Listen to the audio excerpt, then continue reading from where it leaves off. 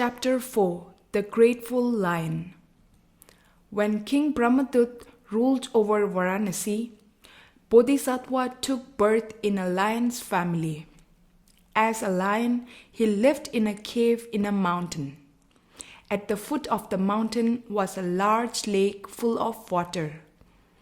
In the swamp around the lake grew lush green grass that attracted deer, rabbits, and other small animals. These animals would graze on the grass in the swamp without getting sunk as they were lightweight. Once a lion saw a deer grazing on the wetland near the swamp. To catch the deer, the lion swung swiftly into action and pounced upon it. However, the deer was swifter and managed to escape deep into the forest. It so happened that the lion with his heavy body landed on the swampy ground and began to sink in the mud. No matter how hard he tried, he could not save himself from sinking deeper. What was worse, the more he tried to escape, the deeper he got sunk inside. For 7 days he lay deep in the swamp. Without food and water, he soon became weak and restless. He could not even roar loud enough to be heard by other animals. Time passed. Then one day, he noticed a jackal visit the lake in search of prey.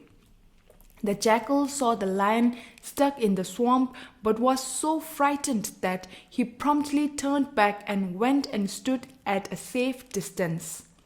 The lion, in a weak and trembling voice, called him near and pleaded, "Please come back and help me out of this hell. I am stuck here. I cannot even move."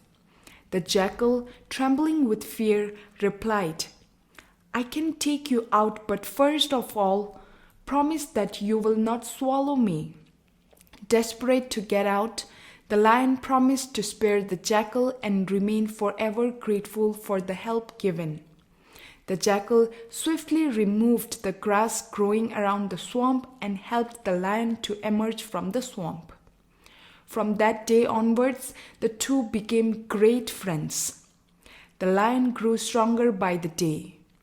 Soon pangs of hunger began to trouble him, as he could not find even a morsel to eat. One day, on seeing a cow grazing nearby, the lion pounced upon it and killed it.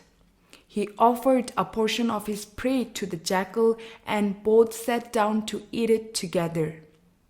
Once the tasty meal was over, the jackal left behind a small portion of meat in his mouth by not chewing it.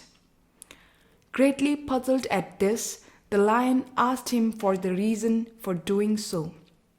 The jackal replied, "I am storing this for my wife." The lion was happy to see the jackal's concern for his wife and suggested, "First, let us go to your cave, and then you and your wife can come and stay in my cave."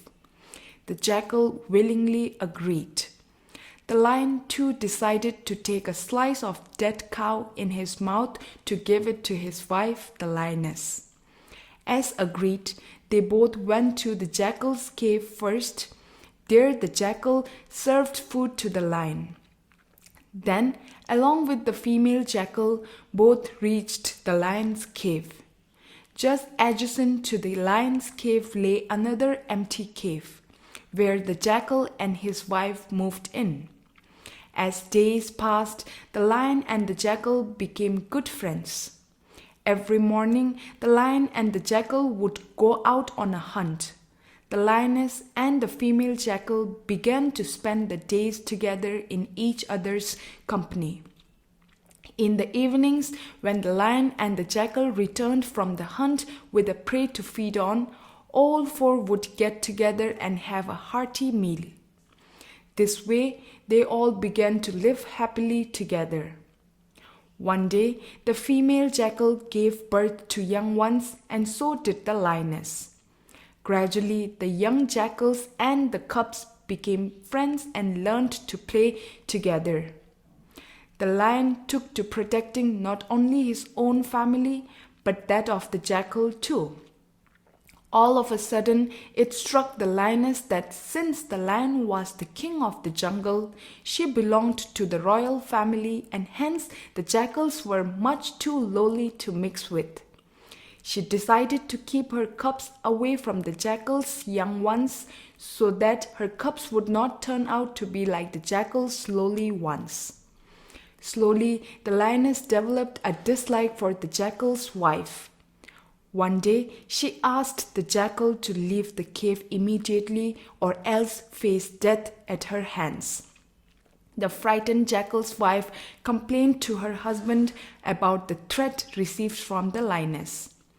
Visibly upset at the new turn of events, the jackal went up to the lion and said, "Friend, my wife and I feel that we have overstayed in this cave.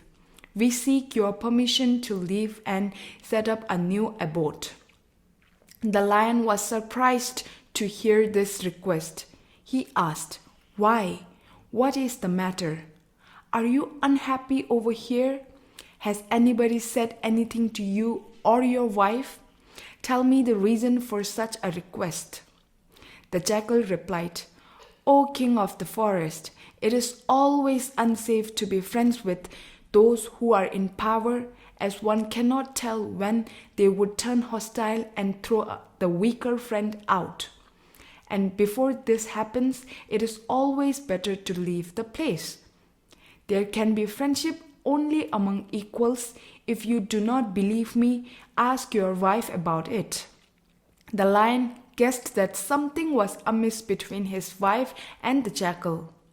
He went to the lioness and asked, "Do you remember once I did not return home for more than a week?" "Yes, my lord," replied the lioness. "At that time I had got stuck in the swamp and it was the jackal who saved my life. Since that day we have become good friends." "I did not know this side of the story. I am sorry for all that has happened," replied the lioness sorrowfully. "Friendship is very valuable. You must not insult or hurt your friends just because he is weak. Every good friend is like a brother, a benefactor," advised the lion. The lioness realized her folly and immediately rushed to the jackal's wife to make amends for her rude behavior. The jackal's wife was only too happy to see the lioness realize her mistake, and they all learned to live happily thereafter as a close friends.